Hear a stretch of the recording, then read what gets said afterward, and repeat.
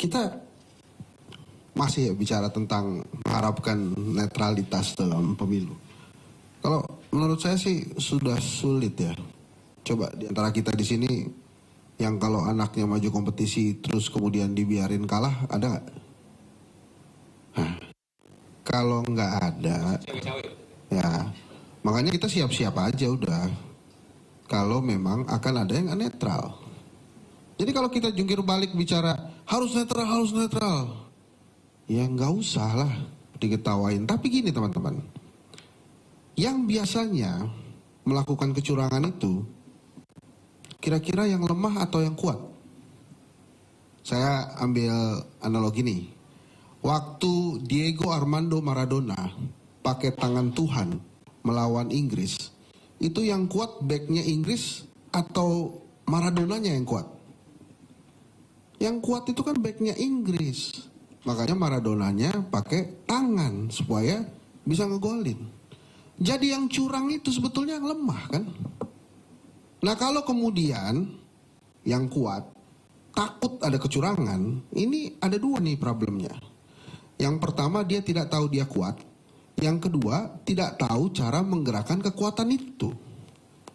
Jadi maksud saya dengan adanya kondisi sekarang kita ngapain netral? Come on lah. Nggak mungkin lah. Saya berkali-kali bilang kalau Pak Jokowi mau netral pada saat ngundang makan Mas Ganjar, Mas Anies dan Pak Prabowo, dia bisa bilang begini. Pak Prabowo, karena saya seorang negarawan, saat ini di depan Mas Anies dan Mas Ganjar, saya ingin menyampaikan sepulang dari makan siang ini, saya akan bicara dengan Mas Gibran untuk mengundurkan diri sebagai Prabowo. Sebelum nanti KPU memutuskan, Pak Prabowo tolong cari cawapres lainnya. Itu ada kesempatan untuk netral, kan tidak. Jadi kalau kemudian sekarang kita mengharapkan netral, itu sulit sekali. Nah, apa yang harus dilakukan? Ada beberapa. Saya cerita lagi. Tahun 192, waktu itu partai politiknya masih 3. Golkar, PDI, dan P3. Di Jogja, tiba-tiba pada saat PDI mau kampanye, di lapangan apa saya lupa, izinnya tiba-tiba dicabut. Nggak boleh kampanye. Saat itu apa yang dilakukan oleh warga Jogja? Semua atribut PDI dan P3 itu menghilang. Dan mereka berkampanye. Ora adil, ora adil, ora adil, ora adil gitu. Tapi yang muncul dari kampanye ora adil itu adalah simbol warna.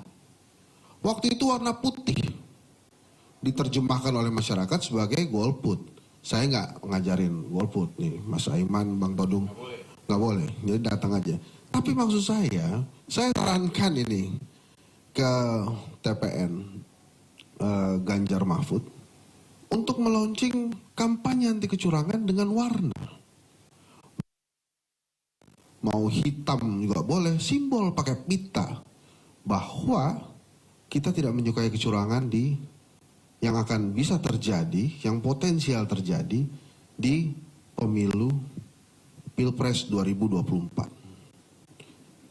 Jadi satu-satunya cara untuk menjadikan pemilu tanpa kecurangan adalah melibatkan penguasa negeri ini, melibatkan rakyat.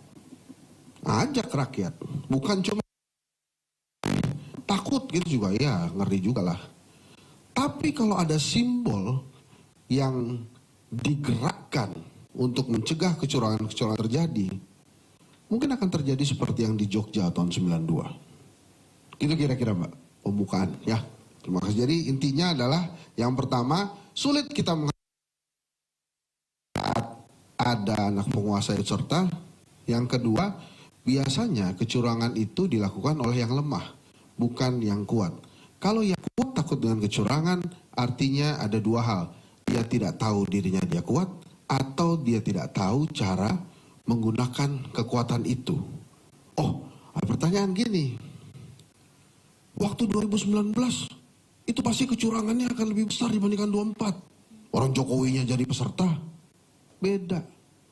tahun 2024 yang jelas Jokowi tidak akan curang ke Prabowo. Gitu aja. Terima kasih. Assalamualaikum warahmatullahi wabarakatuh.